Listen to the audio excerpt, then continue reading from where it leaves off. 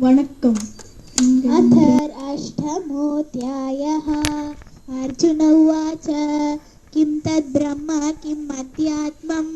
किं कर्म पुरुषोत्तम अधिभूतं च किं प्रोक्तम् अधिदैवं किमुच्यते अधियज्ञः कथं कोत्र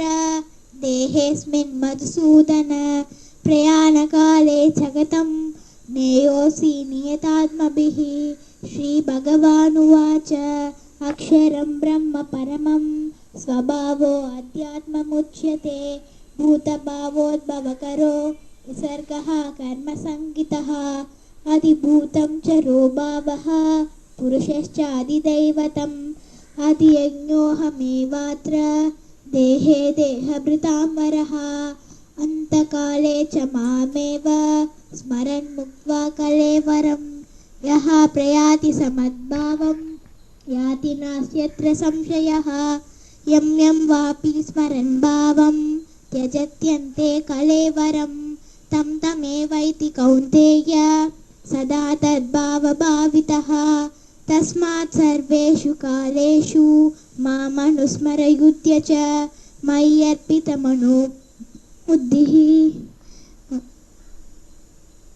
तस्मात् सर्वेषु कालेषु मामनुस्मरयुध्य च मय्यर्पितमनो बुद्धिः मामे वश्यस्य संशयः अभ्यासयोगयुक्तेन चेतसा नान्यगामिना परमं पुरुषं दिव्यं याति पार्थानुचिन्तयन् कविं पुराणमनुशासितारम् अनोरणीयां च मनुस्मरेत्यः सर्वस्य दातारमचिन्त्य रूपम् आदित्यवर्णं तमसः परस्तात् प्रयाणकाले मनसाचलेन भक्त्या युक्त्यो योगबलेन चैव भ्रुवो मध्ये प्राणमावेश्य सम्यक् सतं परं पुरुषमुपैति दिव्यं यदक्षरं वेदविदो वदन्ति विसन्ति यद्यतयो वीतरागाः यदिच्छन्तो ब्रह्मचर्यं चरन्ति तत्ते पदं संग्रहेण प्रवक्ष्ये सर्वद्वाराणि संयम्य मनोहृदि निरुध्य च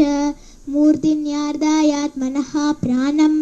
आसितो योगधारणाम् ओमित्येकाक्षरं ब्रह्म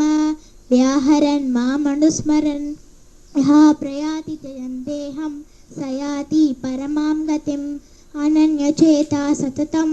यो मां स्मरति नित्यशः तस्याहं सुलभः पार्थ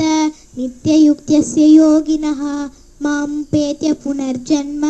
दुःखालयमशाश्वतं नाप्नुवन्ति महात्मानः संसिद्धिं परमां गताः आब्रह्मभुवनालोका पुनरावर्तिनोऽर्जुन मामुपेत्य तु कौन्तेय पुनर्जन्म न विद्यते सहस्रयुगपर्यन्तम् आहर्यद्ब्रह्मणो विदुः रात्रिं युगसहस्रान्तां देहो रात्रविदो जनाः अव्यक्ताव्यक्तयः सर्वा प्रभवन्त्यः रागमे रात्र्यागमे प्रलीयन्ते तत्रैवाव्यक्तसम्यके भूतग्रामे स एवायं भूत्वा भूत्वा प्रलीयते यं प्राप्य न निवर्तन्ते रात्र्यागमे वशः पार्थ प्रभवन्त्यः रागमे परस्तस्मात् तु भावोऽन्यो अव्यक्तो अव्यक्तात् सनातनः यः स सर्वेषु भूतेषु नश्यत्सु न विनश्यति अव्यक्तोऽक्षर इत्युक्त्य समा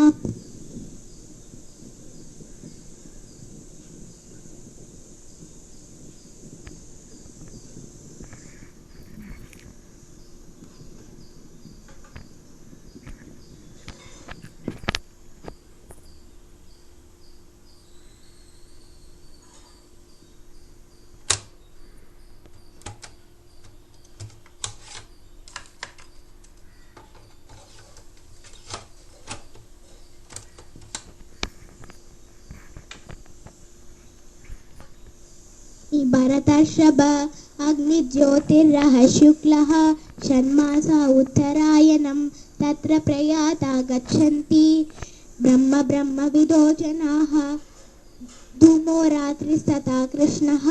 षण्मासा दक्षिणायनं तत्र चान्द्रमसं योगी प्राप्य निवर्तते शुक्लकृष्णे गतिहेते जगतः शाश्वते मते एकया यान्त्यनावृत्तिम् आन्यया वैतते पुनः नैते श्रुति पार्थ जानन् योगी मुह्यति कश्चन तस्मात् सर्वेषु कालेषु योगयुक्तो भवार्जुन वेदेषु यज्ञेषु तपस्सु चैव दानेषु यत् पुण्यफलं प्रतिष्ठम् अत्येति तत्सर्वमिदं विदित्वा योगी परं स्थानमुपैति चाद्यम्.